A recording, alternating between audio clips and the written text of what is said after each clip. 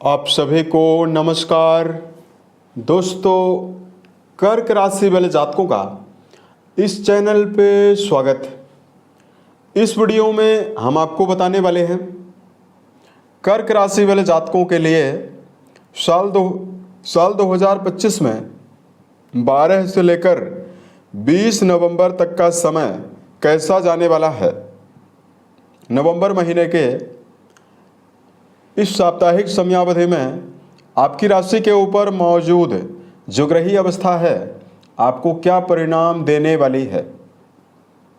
किन मामलों में कर्क राशि वाले जातकों को कम प्रयासों में बड़ी सफलता मिलने वाली है, वहीं किन मामलों में कर्क राशि वाले जातकों को सावधानी पूर्वक काम करने की आवश्यकता जीवन में रहने वाली है।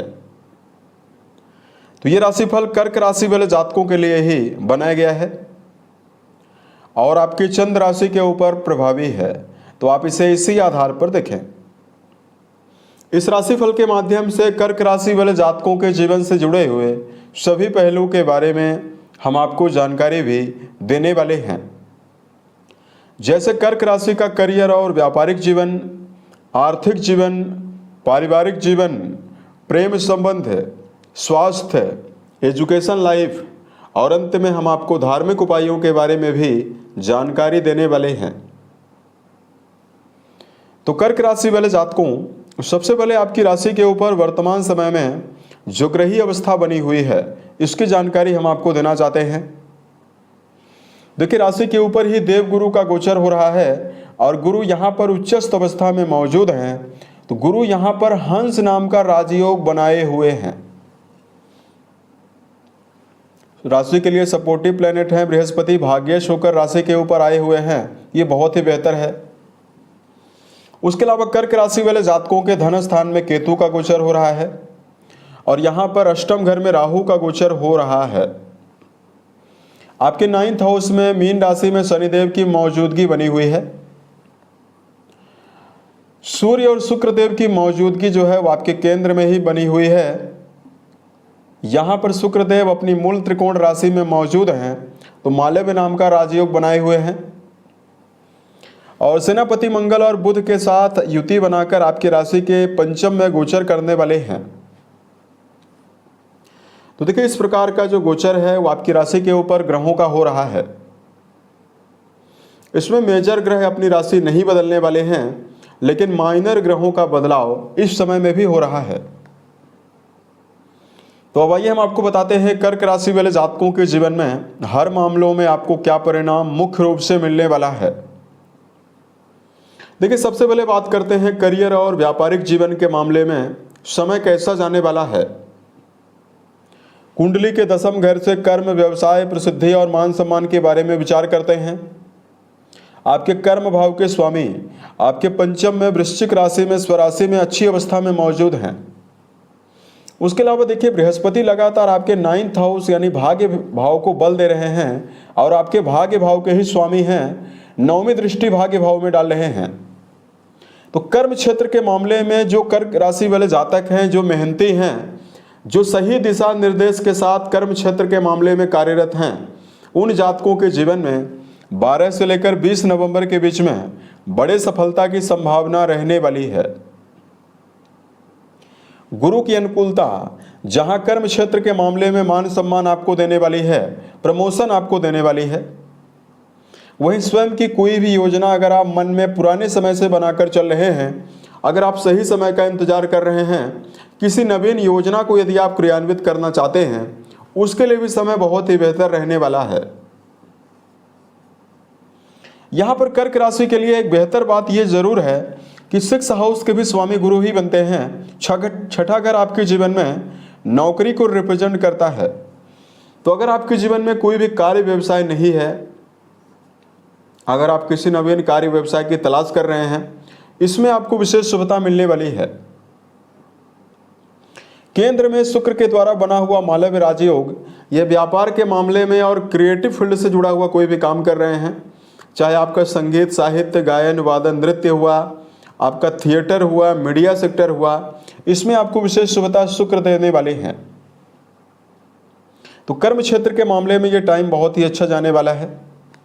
गोचर के माध्यम से। अब देखिए बात करते हैं कर्क राशि के लिए जो धन की अवस्था है, आर्थिक मामलों में क्या परिणाम आपको मिलने वाला है। अब देखिए 11th हाउस के स्वामी जो हैं ये आपके लिए वीनस बनते हैं, शुक्र बनते हैं, जो कि केंद्र में मौजूद हैं और ये राजयोगों में हैं, मालव्य नाम का राजयोग बनाए हुए हैं। उसके अलावा देखिए धन भाव के स्वामी नीचस्थ अवस्था में हैं, लेकिन इनका भी नीच भंग राजयोग 16 तारीख तक हो रहा है। उसके बाद ये पंचम भाव में चले जाएंगे। तो आर्थिक रूप से कर्क राशि वाले जातकों के जीवन में प्रबल मजबूती मिलने वाली है, यानी आप अपने जीवन में कई माध्यम से धन कमाने में तत्पर रहने वाले हैं। किसी भी प्रकार का कर्जा अगर आपके जीवन में पुराने समय से चला रहा है तो बृहस्पति की अनुकूलता और आपके 11th हाउस के स्वामी की अनुकूलता या तो आपके जीवन में कर्ज मुक्ति के नवीन मार्ग आपको प्रशस्त कराने वाली है, या कर्क राशि वाले जातकों के जीवन में कर्ज निजात आपको जरूर मिलेगा। यहां पर देखिए पारिवारिक जीवन के लिए धन के का जो व्यय है परिवार के ऊपर प्रबल रूप से होने वाला है, होगा। और कर्क राशि वाले जातकों को बताना चाहते हैं कि आने वाले समय में अब आपका पारिवारिक जीवन क्या परिणाम आपको देगा। दोस्तों द्वितीय भाव में केतु देव का लगातार गोचर हो रहा है और यहां पर देखिए राहु देव भी दृष्टियां डाल रहे हैं, यहां पर राहु देव मौजूद हैं। तो देखिए पारिवारिक जीवन के लिए स्थितियां बेहतर दिखाई नहीं दे रही है, मिला जुला ही परिणाम आपको मिलेगा।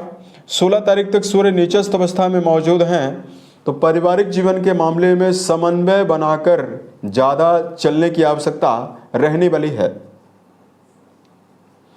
यानी परिवार के कुटुंबीजनों के साथ रिश्तों के मामले में व्यर्थ के विवादों से आपको बचना चाहिए।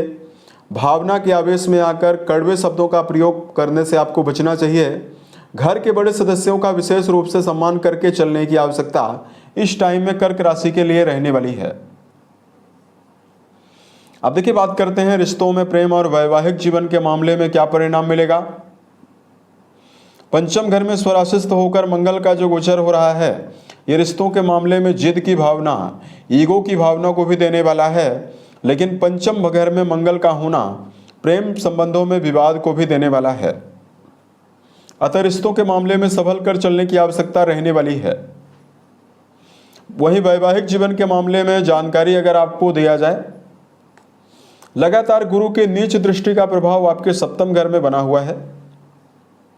वहीं सप्तम घर के स्वामी वक्री अवस्था में मौजूद हैं, तो वैवाहिक जीवन के मामले में भी कर्क राशि वाले जातकों को मिला जुला परिणाम मिलने वाला है। यदि आप अपने जीवन में धार्मिक और आध्यात्मिक वातावरण में ज़्यादा रहते हैं, धार्मिक रहते हैं, तो यहाँ पर वैवाहिक अवस्था आपके लिए बेहतर रहेगी, क्योंकि बृहस्पति आपके सप्तम घर में दुष्प्रभाव नहीं दे पाएंगे। उसके अलावा देखिए कर्क राशि वाले जातकों को यहाँ पर ध्यान ये रखकर चलना चाहिए कि छोटी मोटी बातों को लेकर आप जीवन में व्यर्थ का विवाद निर्मित ना करें। बात करते हैं कर्क राशि वाले जातकों के जीवन में एजुकेशन फील्ड के मामले में जुड़े हुए जातकों को क्या परिणाम मिलने वाला है।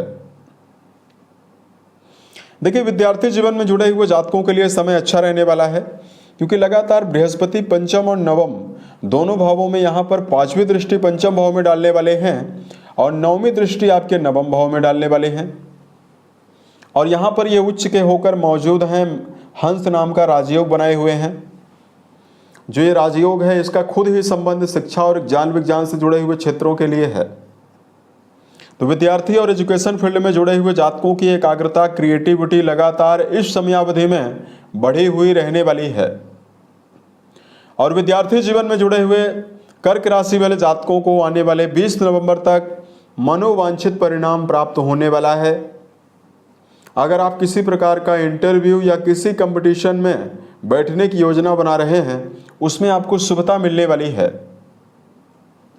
हालांकि 20 तारीख तक का 12 से लेकर 20 तारीख तक का समय तो अच्छा है ही, उसके बाद का भी समय चूंकि जुपिटर यहाँ पर लंबे समय के लिए आए हुए हैं, तो उसके आने वाला समय भी शिक्षा के लिए जुड़े हुए जातकों के लिए बहुत ही अच्छा दिखाई दे रहा है। यहाँ पर देखिए बात करते हैं जो जातक है हेल्थ के मामले में आपको क्या परिणाम मिलेगा। अब देखिए आपके छठे घर का जो लॉर्डशिप है छठा घर आपके जीवन में रोगों का भी है, कर्जों का है, शत्रुओं का है। इस भाव के स्वामी बृहस्पति हैं। सामान्यतः लगन में बृहस्पति अशुभ प्रभाव देते हैं, लेकिन अब यहाँ पर ये उच्च के होकर गोचर कर रहे हैं। तो हेल्थ के मामले में कर्क राशि वाले जातकों को ज़्यादा समस्याएं नहीं मिलने वाली है।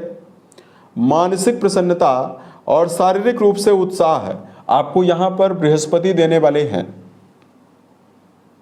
यानी आपके रोग प्रतिरोधक क्षमता को भी बढ़ाने वाले हैं। कोई लंबी बीमारी पुराने समय से अगर चली आ रही है, उससे निकलने में भी कर्क राशि वाले जातकों को राहत मिलने वाली है। अब देखिए, बात करते हैं कर्क राशि वाले जातकों के लिए धार्मिक मामलों में उपाय की। तो इस समयावधि में कर्क राशि वाले जातकों को राशि के स्वामी चूंकि चंद्रदेव बनते हैं, तो शिवलिंग पर मीठा जल अर्पित करना, भगवान शंकर और मां पार्वती की आराधना करना शुभ परिणाम आपको देने वाला है। उसके अलावा कर्क राशि वाले जातकों इस समयावधि में यदि आप महामृत्युंजय नामक मंत्र का जप करते हैं तो भी आपको विशेष शुभता मिलने वाली है। वर्तमान में राहु देव का ट्रांजिट आपके लिए ज्यादा बेहतर नहीं है, अष्टम में राहु है।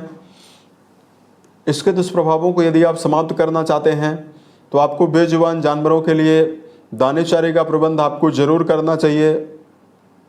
आपको पक्षियों के लिए, गायों के लिए हरे चारे का प्रबंध करना चाहिए, इससे आपको लाभ जरूर मिलेगा। अब देखिए, अगर आपके जीवन में किसी भी प्रकार की समस्या हो, आप हमें जरूर बताएं, ताकि प्रत्युत्तर या अन्य वीडियोज के माध्यम से हम उसका समाधान भी कर पाएं। मिलते हैं एक नए वीडियो में, तब तक के लिए आप अपना ख्याल रखें। ओम नमः शिवाय।